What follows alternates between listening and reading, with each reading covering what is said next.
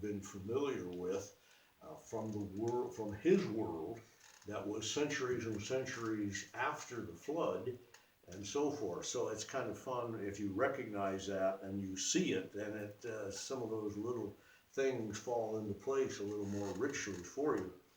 Book of Joshua picks up in effect about 1406 or 1405 BC.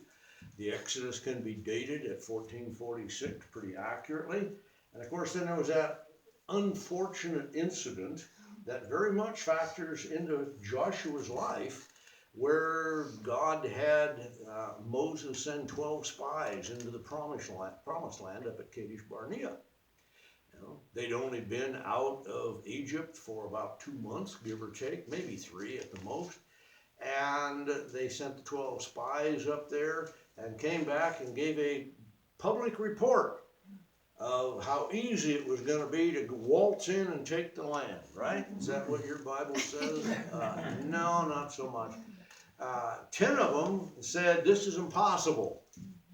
The other 2 says, we don't care about impossible. God said we were supposed to do it. Let's go do it. We'll take God at his word. Okay? And then they hold that ultimate travesty of that falls into the administrative realm of, the church today, even called, let's go ahead and hold a democratic vote. And so it was 10 against 2. God got completely left out, and they wound up for the next 40 years. All of the people above 20 years of age died in the wilderness, one after another, after another, after another. As a reminder, as I mentioned last time, every time you went to a funeral, okay, which was 24 hours a day, one every 4 hours is how long it would take for almost 40 years, if you do the dating, that you were visibly reminded the problem with disobedience was a failure to gain the full blessing of God. Had nothing to do with their spiritual relationship with God. It had everything to do with the failure to obtain the full blessing, the richness of their inheritance. So we have a lot of things that go on there. But when God calls Joshua to the forefront, and he challenges Joshua with what leadership is all about, and that is servanthood. Servanthood from a position of strength, by the way. Not a servanthood from being underneath a doormat. That's not biblical. Servanthood from a position of strength. Okay? Because he tells Joshua through here 3 times in the first chapter. Verse 6, be strong and of good courage. Verse 7, be strong and of good courage. Verse 9, be strong and of good courage. He said there is a strength and a courageous attitude that is going to be necessary to be an effective leader for the nation of Israel to replace Moses. Interesting stuff, it really is, all the way through. And you come to chapter 2, and you find Israel perched, I guess as good a word as any, about 7 miles east. Next week, if I get to it, I'll get you a big enough map that you can see from way back there in the Amen row where Mike and Joyce are. Well, that's what it is. We send them a higher every month. We send them a bill, and on the bottom it's got a special seating in back, type of thing. And they bump it up. The tariff goes up 20%. So, this is a honeydew because I always sit in front. Yeah, so you can sit wherever you want, brother. Don't worry about it. And I'll tease you whenever I want. Yeah, So it comes out all right. Okay. Doesn't bother me a bit. There you go. That's it. Ex-logger. But you have the nation of Israel after that nearly 40 years of wandering in the wilderness, with all of those deaths as a reminder and everything, sitting about 7 miles east of the Jordan River. Now, you can look at a map, but I'll just describe it to you. Okay, the Dead Sea is about 70 miles long, north to south. The nation of Israel had worked its way up the east side by this time and had captured the kingdoms of Og, Bashan and so forth. We'll talk to those in a moment, but some of the Ammonites, kings off out that had their little areas east of the Dead Sea. And that's where 2.5 of the tribes, remember, had said, we really like it here, we'd like to settle here. And God said, okay, but the whole nation has to go in and conquer the land. So they are sitting there just north of where the north end of the Dead Sea is, okay, just on the east side, east bank, so to speak.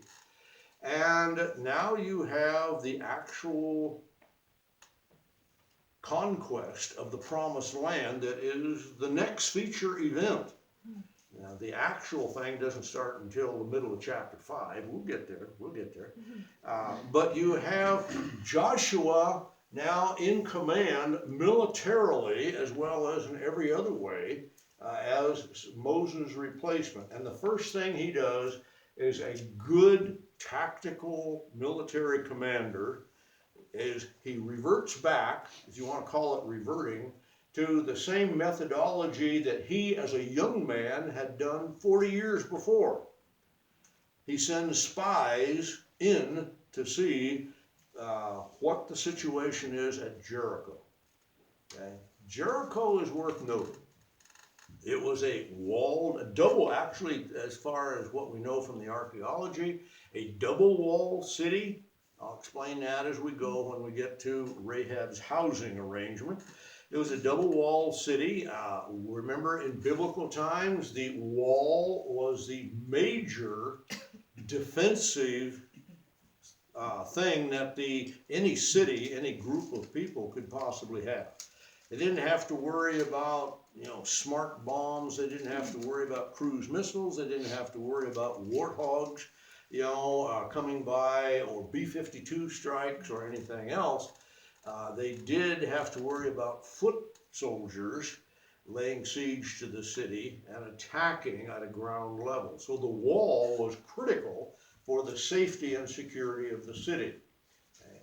Jericho sat geographically right on the plain, at the base of the plain that controlled all the access into the western and northern avenues of conquest going into the promised land.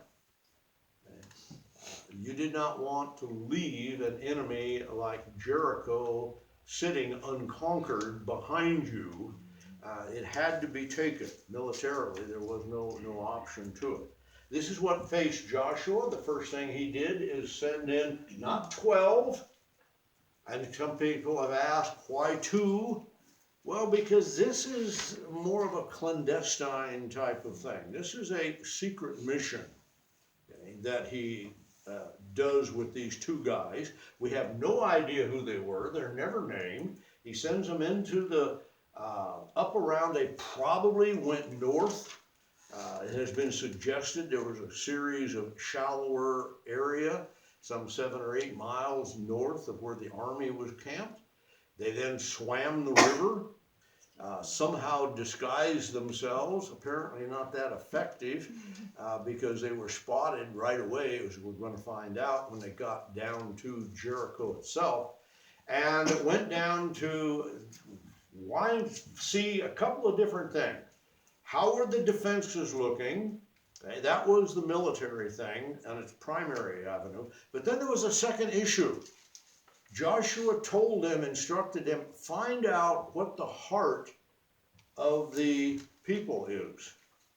I want to know how, you've got 1.5 million people camped effectively about 15 miles away on the other side of the Jordan. Okay?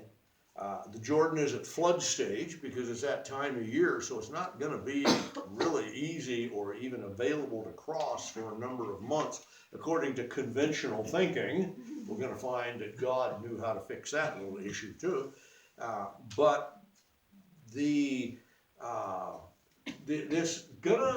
Joshua wants to know, what do the inhabitants think about that 1.5 million, 1.75 million people camped over there on the plain, of which you have, remember, when they left Egypt, 600,000 fighting men.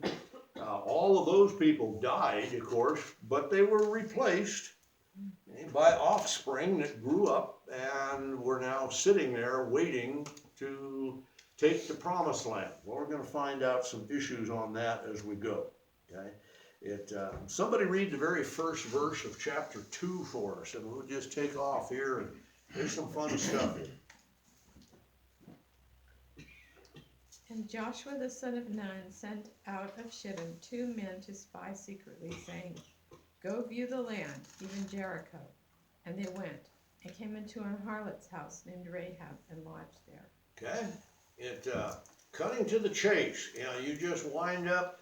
They had to go north, swim the Jordan, come back down, sneak. Somehow.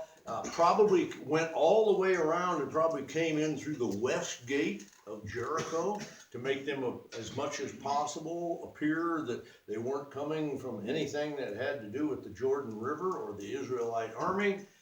So they kind of snuck into town, disguised, and they wound up without any fanfare whatsoever. They wound up at a prostitute's house, a gal by the name of Rahab.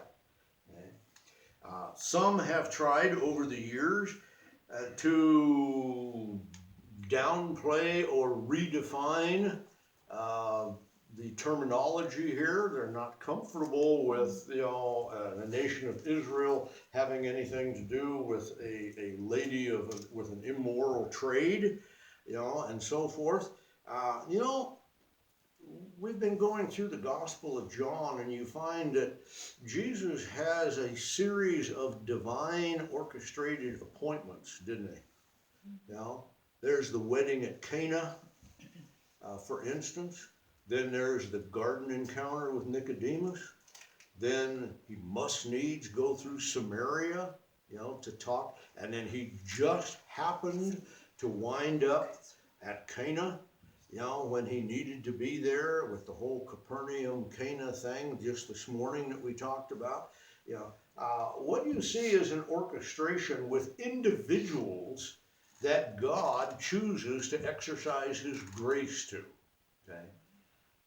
Hey, there's no better example of the type of people that God interrelates with than Rahab the harlot. Yeah, she was a prostitute. I mean, you can play games with the terminology all you want to, and unless you are really going to completely redefine terms, she was a lady of the evening, the Red Lantern District, a harlot, a prostitute. That's what she did. That's how she made a living. There's no mention of a husband any place. She does have a family, and we'll find that out as we go, but that's the situation that is there. Okay. How did these two guys wandering into a town of tens of thousands of people, it must have been, I guess it was just coincidence, right? That they wound up there.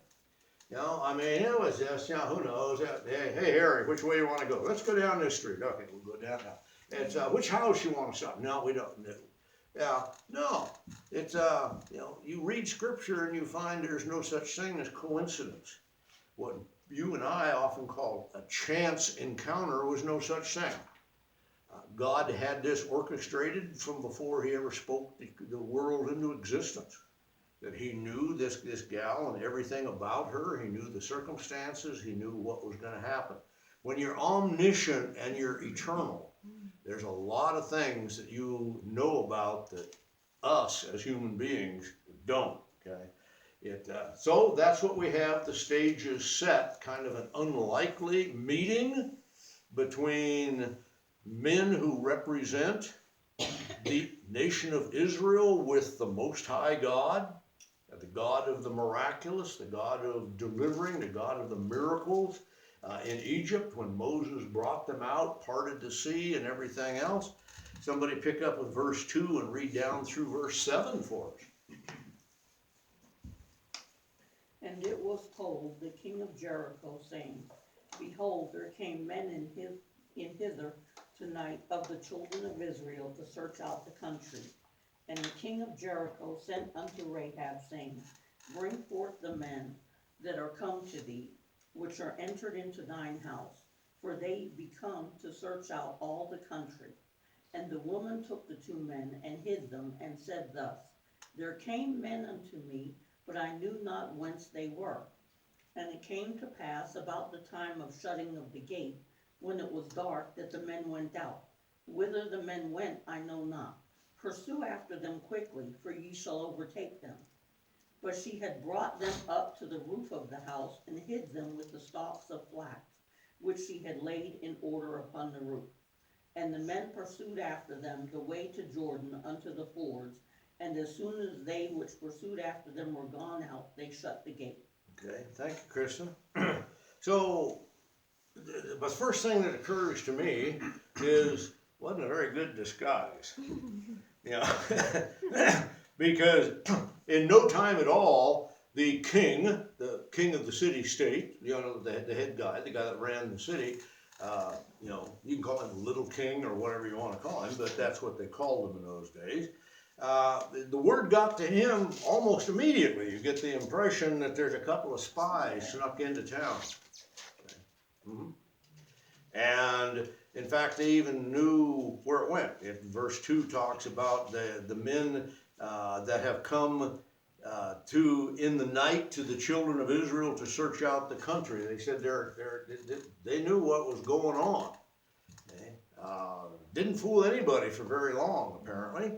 And so the king apparently sends messengers, probably some kind of armed guard or armed security detail or something there, and says, we know that they wound up at Rahab's house. Let's check this out and see what's going on. So they go there and interview her, because they know with certainty that this is where the men went. Rahab does not deny that. She says, yep, they were here. Yeah, they were, but before the men got there, before the security guards got there, Rahab, knowing that the place that she was going to be interrogated and whatnot, took the 2 spies, took them up on the roof, and hid them under flax. Now, this flax is a water plant. Basically, you pull it out and then you soak it, or you soak it in water is a better way to put it. As I understand it, the way they did it in the old days is they'd soak it for 2 to 3 weeks, and then they would lay it out, okay, on a flat area and let the sun beat on it until there was some type of process that, you know, it changed it, and they would take the flax and it wound up spinning it into linen cloth. Okay, and a lot of people wore that type of stuff. Okay, so you have kind of some of that. That's just a little bit of trivia on the side. But they would lay out these layers of flaxen reeds, and she tucked them in under that, and probably told them, you know, you know, better use your headphones and not, you know, put your tablets on you know, loud noises and stuff. You know, and hid them, and the guards show up. And you notice what she does. What is it that she does? The guards come up and say, we heard there were 2 men here, had kind of a foreign look to them, probably dressed a little funny. Obviously, we're looking for them. Are they here? What'd she do? She lied. She lied. Exactly, she lied. Okay. That brings up kind of an interesting situation. It really is. Because you could go down through and find it, you know, she lied to men. By the way, it's kind of an interesting thing, even in biblical times in this type of a culture, you didn't mess with women. Okay, back in many different cultures over the years, for instance, in the United States in the Old West period and whatnot, women didn't get messed with. Men didn't bother women. Otherwise, other men strung up the first men. Okay, you did not. You know, they took her at her word. She said no. She said she sent them on a wild goose chase, didn't she? She said they left here just before dusk, and you almost get the impression that this conversation either took place the next morning, bright and early, but probably took place just after the gates. You know, just at dusk, and she said they saw the sun and they beat it out of town. Now that's a reasonable thing. It's a reasonable story because two guys come in, spy during the daytime, and then get back out of town before they slam the gate shut at dark. Okay? But she lied to them. Okay? Okay? And people over the years have found, well, she lied to them, but yet God says that she was turned out to be a righteous woman. So therefore the question comes up, is it okay to lie? And if you choose to lie, when is it permissible to do so? Okay, When your wife's after you. okay, all right, there you go, yeah. Yes, ma'am. I think that, I mean, it's not permissible to lie, but God was saving or, helping the two to spy out the land. So he had her lie just so that it would keep them off the trail. Okay, possibility. I'm going to shoot you full of holes in a minute, but a possibility. Other ideas? I mean, I'm yeah. gonna say that she's not following the Most High God. That's You, right. you read a little further, and I think we're gonna find out that she said, I mean, she's looked and seen, we're on the losing end of this deal. I don't know what we're worshiping, but we're not worshiping the winner in this contest. Okay. But I don't think you can blame God for the lie.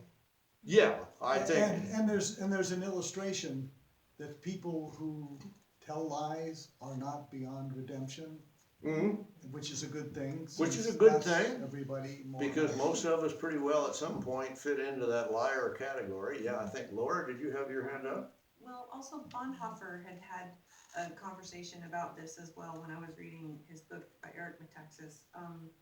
He discussed the issue of basically hiding Mhm. Jews when the Gestapo came to say, hey, are you hiding anyone? So in other words, he kind of discussed that moral dilemma in a sense. It is a moral dilemma. You know, it is. Somebody comes and you are hiding people that are going to be, good people that are going to be taken out and strung to tree limbs. Do you lie to save them or what? I was just gonna say something exactly to do with that. It was a relative of Corrie ten Boom, Mm-hmm. and she was convinced she would never tell a lie, this relative. Mhm. And they were hiding, they had a trap door underneath their table Mm-hmm. and a carpet over the door to hide it. And the people they were hiding, the Jews, were down under the table or whoever it was under there. And so when the Gestapo came and said, where are the ones you're hiding? She told the truth. She said, they're under the table. Mm-hmm. Well, they picked up the tablecloth and looked, and there's nobody there, and you're just mocking us. And they ended up leaving. Mm-hmm. But she did tell the truth. Mm-hmm. They were under there. There were. I would think in a way that would be God trying to keep her saving face, I don't know, but just a way of allowing her not to ever lie, but still not give the people up. Yeah, see, this people have other thoughts before I move on and hopefully clarify a little bit. Okay? Lying was the least of our sins. So now we're into little sin or little lies or little sins, so they're okay compared to the bigger lies and the bigger sins. Yeah, entertaining thought, Jack.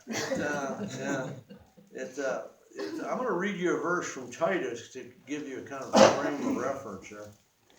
Titus chapter 1, Paul talks about this a little bit, talking about the Cretans, the people that lived on the island of Crete, and one of their own philosophers, I've forgotten which one it is now, Epimenides, I think, now I think about it. And this is about 400 years before Christ lived, was a well-known philosopher on the island of Crete, Grecian guy, okay? And it says in verse 12, one of themselves, even a prophet of their own, said that, and this is a kind of a quote, the Cretians are always liars, evil beasts, and slow bellies. And Paul says, this witness is true, wherefore rebuke them sharply, that they may be sound in the faith. Okay? So you get the implication that God is not really interested in having his people defended by lying. You have a situation with Rahab the harlot where she lied. That doesn't mean God approved of her lie. God didn't endorse her lie, but he was aware of the fact because of her background, that very well could be the case. His orchestration goes beyond good and bad in the overall scheme of things.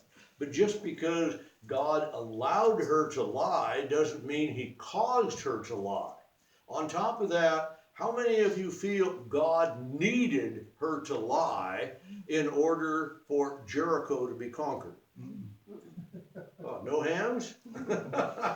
Yeah, see, if you look at it from that perspective, all of a sudden you begin to realize that you have a human intervention, well-intentioned on the surface, that God didn't need in order to accomplish his purpose. Did he understand it? Yes, he understands the human heart. Does he understand that people lie under certain situations and pressures? Yes. Some people lie just out of habit. Most of you have run into somebody that does that. But it's the moral dilemma from God's perspective doesn't exist because God doesn't need human intervention to accomplish his purpose. If the woman would have said, they're up on the roof under the flax, then I would submit to you something very well that Sue has described to the people that said, yeah, right. And the next thing you're going to tell us, is that they're down at the pizza parlor ordering takeout. God has a program. He doesn't need us to intervene with lies in order to make sure things work out that way. Okay? Now, you're going to say, what happens in the situations where you tell the truth and they take them out and shoot them? Is God still in control or not? God still doesn't need us to lie. Now, you can stand on the Fifth Amendment, so to speak, and refuse to divulge the secret, in which case they'll take you out and shoot you, probably. But that is an option, but that's different than lying, isn't it? So anyway, you can toss that around for a while and deal with that particular issue, okay? So she lied about it. God, understanding that in his omniscience, had already allowed for the whole orchestration. Not that he endorsed it, but he went ahead and brought that in to the overall understanding of what was going to occur, and then proceeded from there, and she sends him on a wild goose chase. Of course, the question comes up is, why in the world would she even do this? I mean, this is a Canaanite gal. We have absolutely, we don't know much about her background. We certainly know a little bit about her, her way of life with the prostitution.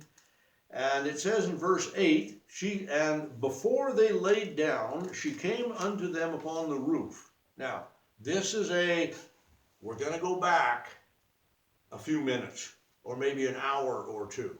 This is a parenthetical statement. Okay? God says you need to understand the conversation as she took them up the stairs and said she was going to hide them. Okay? Because somehow the word obviously got out that the king's men are coming to arrest you. And Rahab is going to hide them, and she says, I'm going to hide you. You can't you look too much like Jews out in a Canaanite town to get away with it. Somebody's going to have to stash you someplace, and I'm going to be the one that does it. Okay? And we're going to talk about the why, the people that God uses. Okay? Probably not somebody that we would automatically think of as the savior of the moment. Would it be? Red light district prostitute? Saving the servants of God?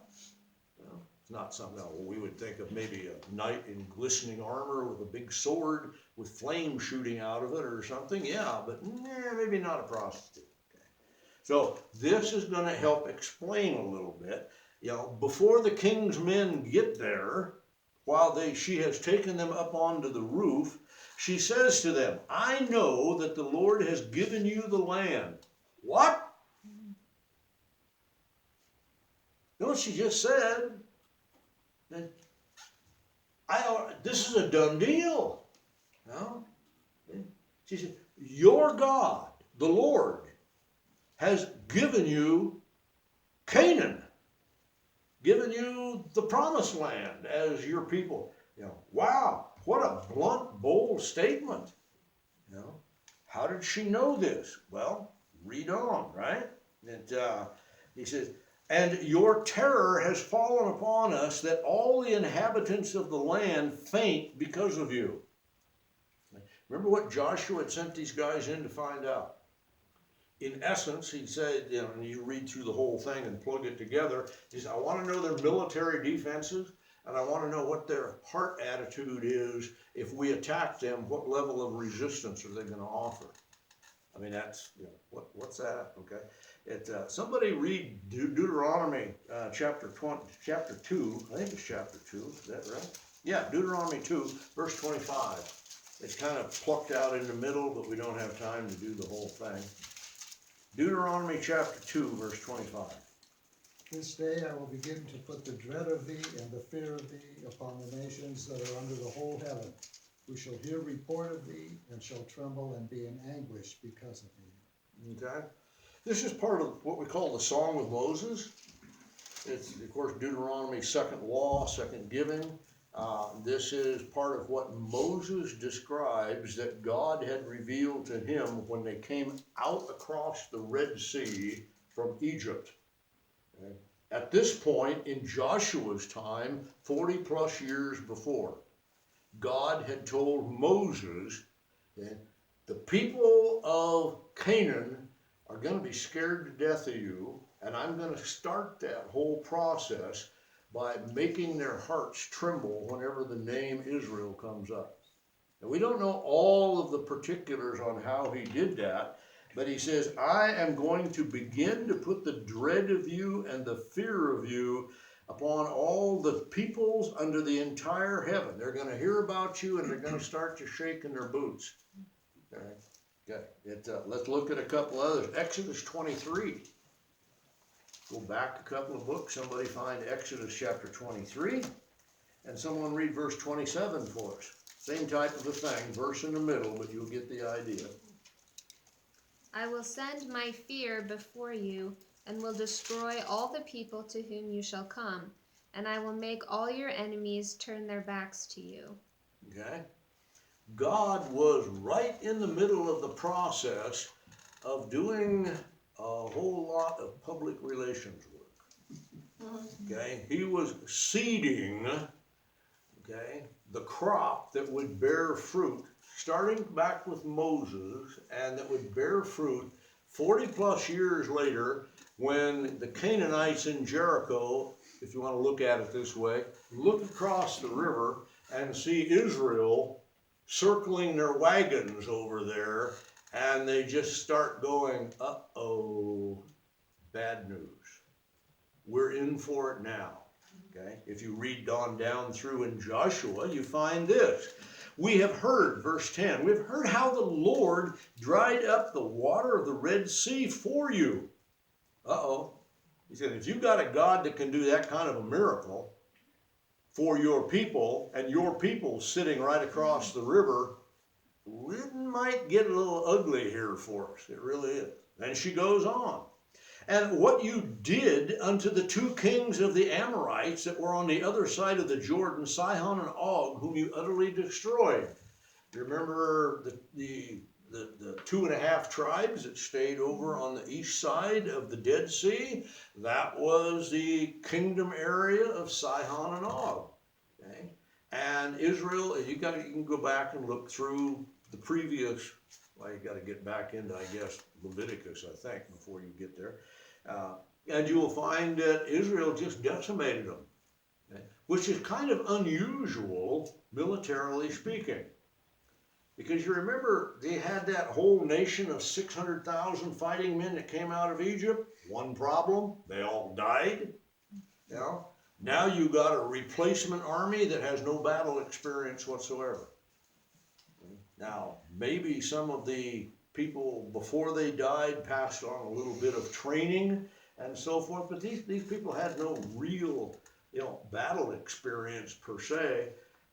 But they went again against the armies of Og and whatever his name is here again, Sihon. I always think of Bashad, wrong guy.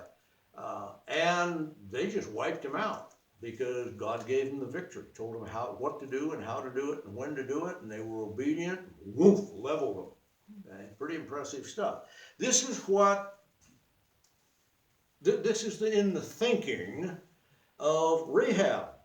She understands that the God of Israel, okay, has done this, and she calls him the Lord. So he says in verse 11, she says, as soon as we heard these things, now she goes to we, the kind of implying the whole city of Jericho. As soon as we heard these things, our hearts melted. You may have the word fainted, one way or another, more on that in a moment. It says, neither did there remain any more courage in any man because of you, for the Lord your God, he is in heaven above and in earth beneath. Wow. This from a Canaanite.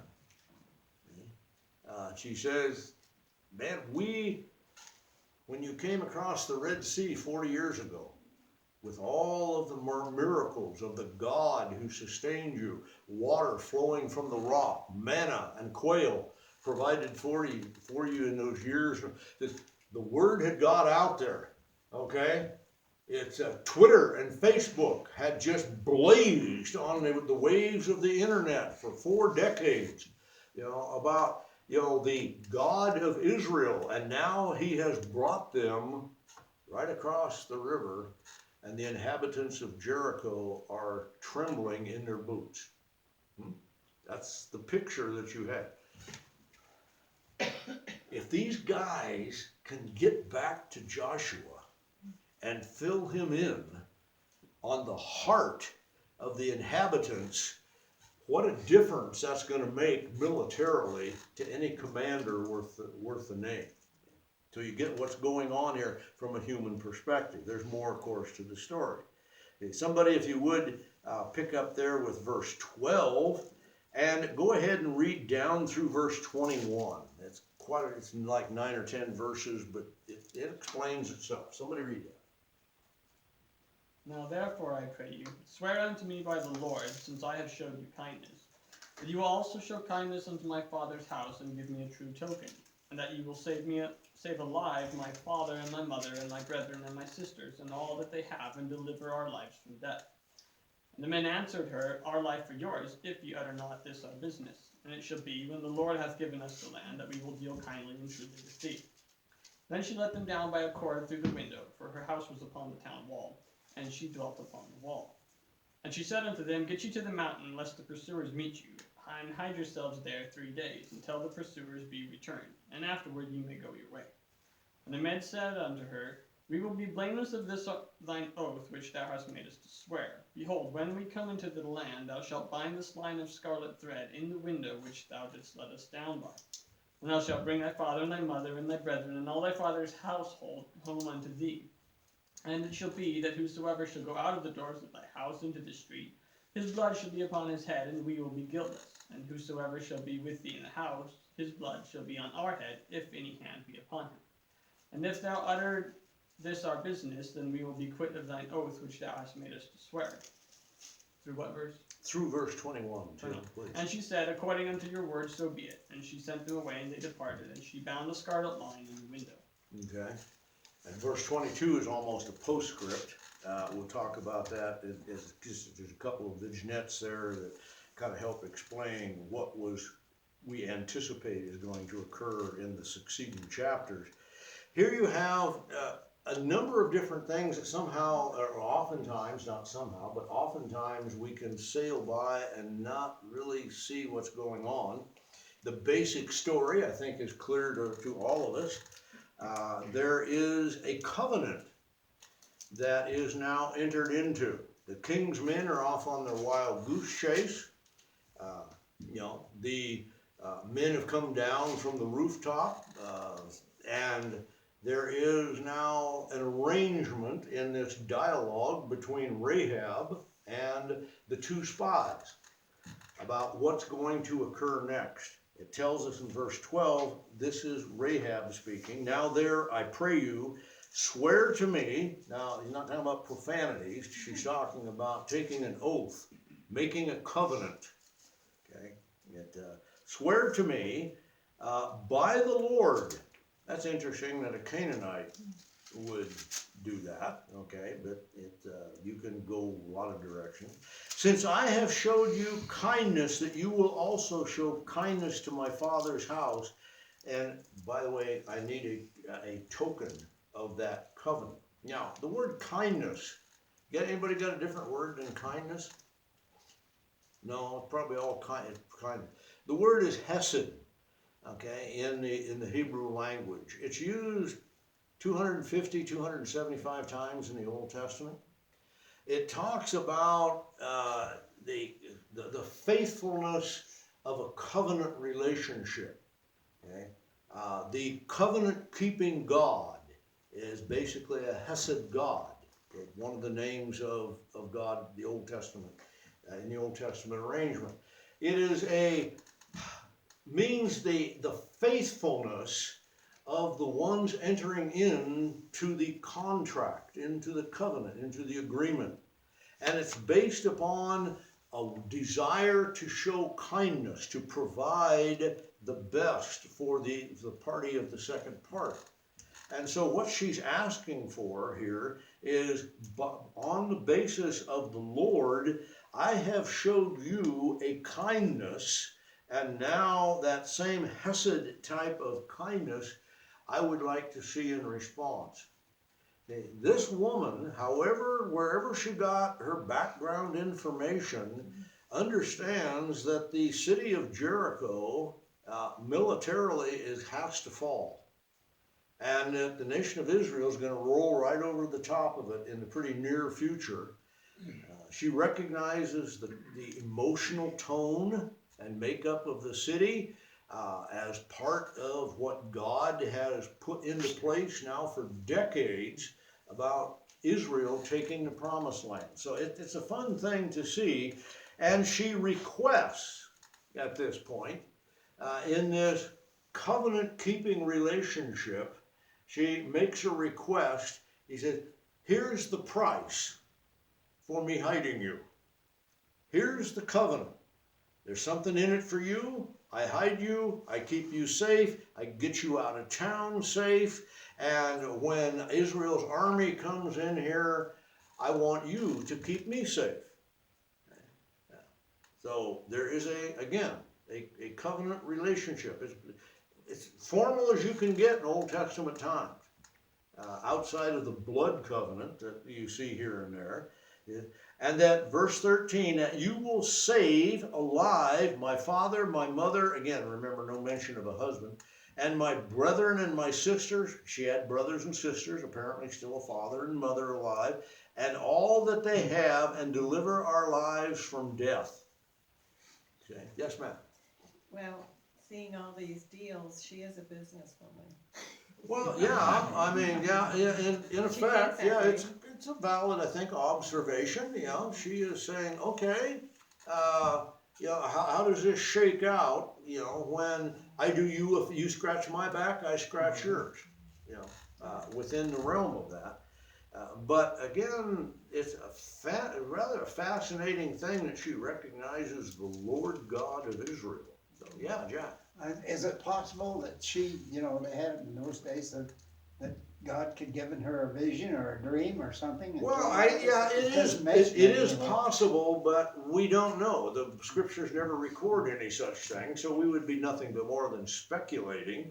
But with 40 years of Israel right out down over there, wandering in the wilderness, with all of the, I guess, reputation that they had gained from the miracles of God delivering them from Egypt, that has been a flow of constant discussion throughout all of Canaan. And Jericho definitely would have been in part of that day. For 40 years, there probably would have been a lot of commerce back and forth between areas. The traders and the like would have carried stories of what they knew, Yeah. and other people as well. But Yeah, the Facebook of the day. Yeah, I mean, these people would have been, after 40 years, there would have been a lot of conversations by people that were flowing in and out of these communities, and Jericho would have gotten its quota of the information that had come across, and this is what the God of Israel is doing for his people now. And a few months later, did you hear that the God of Israel did this? And yeah, it's going to add up. Well, I heard once years ago, you would probably know if it's true or not, that Jericho was like an outpost or colony of Egypt, and that they were still partially governed by Egypt. Not as far as I know. So that's how they knew all that had happened. Not as far as I know. As far as I know, there's nothing in the Bible that would indicate that. Kent? It's interesting this morning in 2 Peter, we hear about the knowledge of God. But if you want to be blessed, you need to obey. It sounds like here, the whole city had a knowledge of God, but there was only one room full of people that did anything about it. Yeah.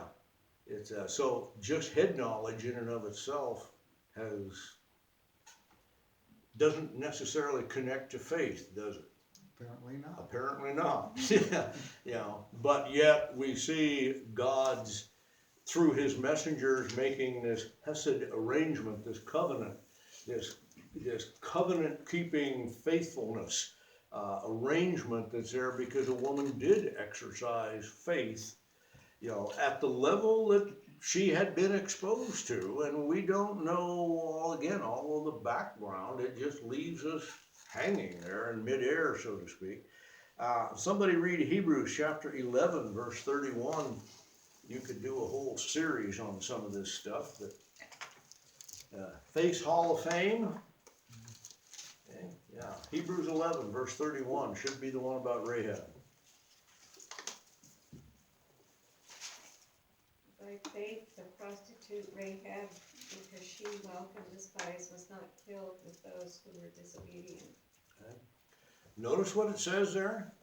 Now, we may have a hard time nailing down the faith of Rahab in Joshua chapter 2, but Hebrews 11 should put that to rest, because God says there, by faith, Rahab hid the spies. Okay? She exercised faith, and faith without action is kind of a oxymoron when you look at Scripture. That's why, James said, I'll show you my faith by my works. Never said he was saved by his works, but you get the idea.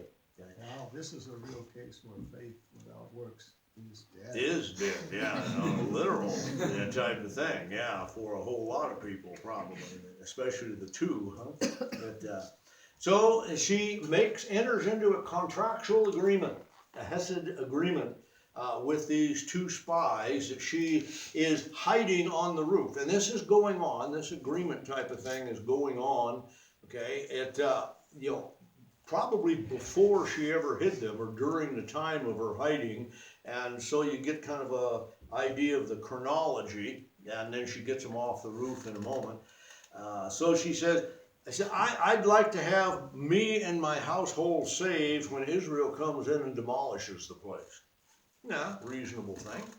At verse 14, the men answered and said, our life for yours, if we do not utter this as our business. They agreed a business contract, as Kathy said, the woman of business. It shall be, when the Lord has given us the land, we will deal kindly and truly with thee. That kindly word is the Hesed word. Okay? Again, the contract. We will remember our part of the bargain. Okay? Yeah. They reaffirmed that, yep, they're going to come in and take the city. So she let them down by a cord, Okay, through the window, for her house was on the town wall, and she dwelt upon the wall. That strikes us as kind of odd. We think some kind of like a old England turret up on. No, that wasn't what the was. It, according again, as I mentioned earlier, the archaeologists say there were two walls around Jericho, and there was a space of about, depending upon where it was, any place from about 12 to 20 feet between those walls.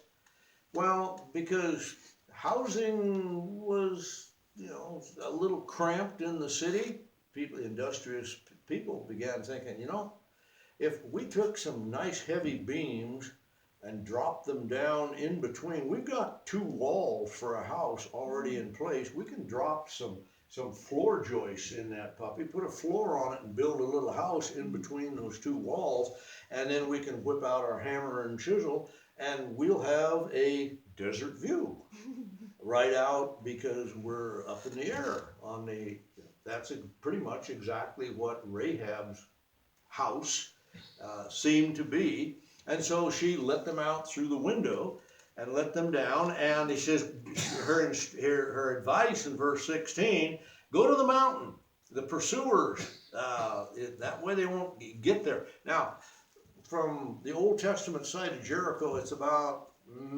half to 3/4 of a mile to a set of limestone mountain range that is just hollowed out with caves everywhere. Okay? And apparently that's where these guys beat feet to. And they hid there for, we're going to find, they hid there for 3 days. Hide yourself for 3 days, and they're going to give up. After about 3 days, they're going to give up. And verse 17 picks up and says, and the men said to her, okay, we agree, we will enter into this contract, but if you break your word, the deal is off. Okay? If you rat on us, okay, and go state's evidence or plea bargain or something here, the deal is off. And when Israel comes across that river, you're going to die just like everybody else in Jericho. They'll take you out too. So, this is, a very straightforward type of arrangement within this. And they's fine with that. He says, you've made us swear to what you expect of us. We expect an oath back from you as well. Verse 18, behold, when we come into the land, you will bind this line of scarlet thread to the window which you let us down by. And you'll bring everybody in your house that you can get into your house. And we don't know for certain. We'll talk about it as we get there. But it says, if anybody that you and of your household that you desire to have saved, you better get them inside this house, because we're going to kill everybody that's not inside this house. Okay? That's our part of the agreement. You need to realize that this is a two-party contract that we're going by here. Now remember, this is a covenantal, hesed, kindness, faithfulness contract. Some people sometimes think that kindness doesn't have teeth in it, or shouldn't have teeth in it. That's not what's pictured here. We are exercising kindness. We are exercising a mutual covenant of grace and provision, but there's certain things that have to go by. Otherwise, the deal's off and your blood will flow through the streets just like everybody else's. So both sides have to keep their part of the bargain. Okay? It shall be, if you go outside into the street when the city's being taken, somebody's going to run a sword through you. Stay in the house. Now, here's the funny thing that maybe you haven't figured out. Okay?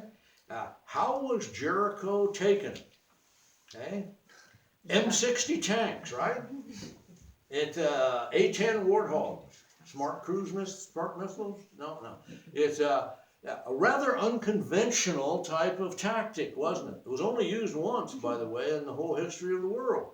They marched around a city once a day, and they kept doing that. You know what the entire group would have seen as they marched around the city? there'd have been one window with a red rope hanging out of it. And everybody would have said, hey, see the rope? Yeah, that's the one that Harry and Bob talked about. Okay, we don't demolish that one. And by the time they'd marched around it for a week, I doubt if there was a single guy in the entire Israeli army that didn't know where that house was and which one it was, and that was right there, and that was inviolate. You didn't mess with that one. It would have been easy. It had to be the only section of wall that didn't come down. That didn't come down, that one. Right away. Yeah, but you know, you've never been in the military. You gotta, when you're working with army guys, you gotta be pretty, you know, direct. Otherwise, they just don't get it, you know. But yeah, but that would have been a big help when the walls came tumbling down, except for the part that had Rahab's house in it. Yeah, and by the way, look at that. Remember, for the last week, we've been looking at that red cord. Yeah, so it's kind of fun, that scarlet thread thing. Okay. So he says in verse 20, if you utter this as our business, then we will be quit of the oath which you have made to us. What's he talking about? He says, if you rat on us, you know, if you queer the deal and go to the authorities and tell the king that there were 2 spies here and they this or that, then the deal's off, lady, and we're going to level the whole place, including your house. So, mutually binding oath. An oath based upon, the Hesed word means kindness, about as close as you can come to it literally, but that rock solid, covenant keeping kindness of God is when it deals with God. That's the picture. And now you've got kindness with teeth. And God is dealing with the most upright, most righteous, most sanctified and pious woman, in the entire city. Maybe so. Wow, Jericho. Might be. Really bad. Yeah. Might have been, yeah. Compared to the rest of the Canaanites, yeah, she might have been. But, a tongue-in-cheek type of description, but you get the idea.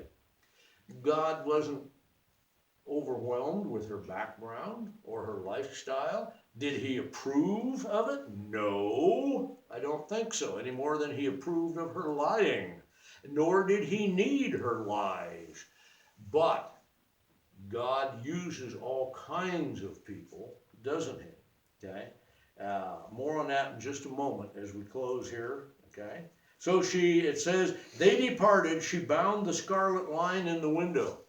I can expect, okay, it's just maybe me, but before they got all the way down on the outside of the wall, I imagine she had that red scarlet. I would have. Oh yeah, man, I'd have had that puppy wrapped in there, I'd have checked it every hour on the hour, it's, yeah. I'd have been yelling out, it's here. It's, yeah, hey, right here. Yeah, yeah. Okay. Verse 22 says, they came to the mountain, abode there 3 days until the pursuers got tired of chasing them and came back to the city. Then they snuck back across the Jordan River. That's verse 23, the 2 men returned to the Israelite camp, descended from the mountains, swam the river back over, came to Joshua, and told him everything that they had experienced. Remember, Joshua was looking for the military situation as well as the heart attitude of the inhabitants. They said to Joshua, truly the Lord has delivered into our hands all the land, for the inhabitants of the country faint because of us. They are scared to death of Israel because for 40 years, the news has just been repetitively coming through our town that don't mess with Israel, their God will take you out. He'll bury you right on the spot. Don't mess with him. He does miracles when he chooses, and he delivers them, when he chooses. And, all of the Old Testament, what we call it was all brand new in those days, most of it, but they understood, they had heard. As David mentioned, they'd had men flowing through in all directions for decades, and one of the topics of conversation would have been that the God of that nation has promised them this land. Okay? He promised to deliver them from Egypt, What did he do? Not much. Parted the Red Sea, wiped out all the chariots of the Egyptian army, you know. They didn't have any provision. What did God do? Miraculously provided for their welfare. It says the very clothes on their back didn't deteriorate for 40 years. Well, you fashion conscious women would have struggled with that one. Everybody just had bathrobes and towels in those days anyways. But if you're cutting edge of style, you know, I wish Hannah was here. I'd go ahead and tease her on that one. But anyway, so you kind of get the idea. God is not going to be thwarted by a woman's lies, the size of the walls, you know, the issue of can thy or can't thy, and he's not going to be thwarted by the river that is running at flood stage. We'll see how that works out, you know, next week as we go through that. Okay. So, you know, when you talk about the people that God uses, you know, you've got two men, totally unnamed. We don't know anything about them. And God used them as secret agents, sneaking in as spies to find out what was going on. And then God uses a prostitute that really we know virtually nothing about, except that she was a woman of ill repute. Okay? And while God never endorsed her lifestyle or her morality or lack thereof, or her lying, God used her anyway. Okay?